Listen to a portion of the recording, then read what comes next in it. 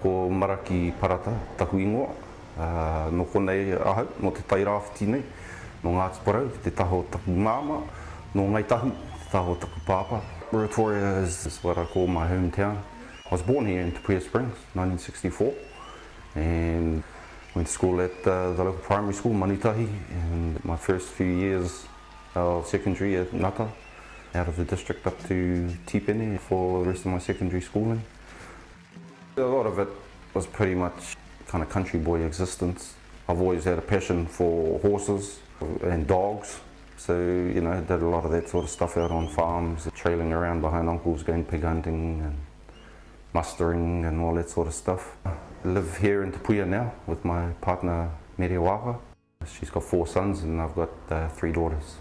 I've always had an interest in music and entertainment, and grew up with a mother who is steeped in her taha Māori. I'd been in the military and I had gotten to a stage where I realised I had no real aspirations to want to be the Commander-in-Chief of the forces. So I got out and I actually came back to Ruatoria. At that time they were running these things called the Avalon Action Workshops down at Avalon Studios in Wellington. Prior to that, one of my cousins, Te Tairawhiti, when I was visiting with him one time, he was working on an OB unit for TV3. I think it was the big Waka thing in 1990 in Auckland Harbour there.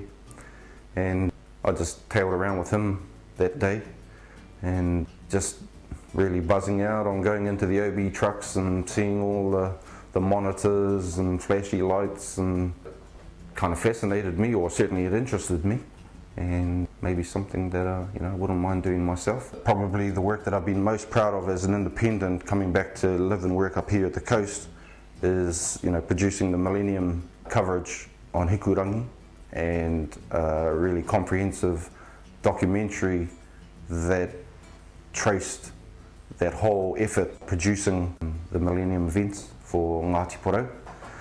And then this current series that we've been doing now, we're into our 5th series of Māori Oke. The highlight of being an independent for me is having more say over what it is that I put my time and effort into.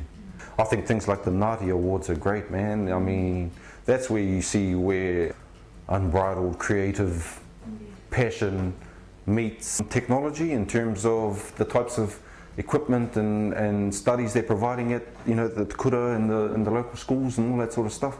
So I think the potential is definitely there now for this whole sector to grow in terms of people from the coast getting into that industry.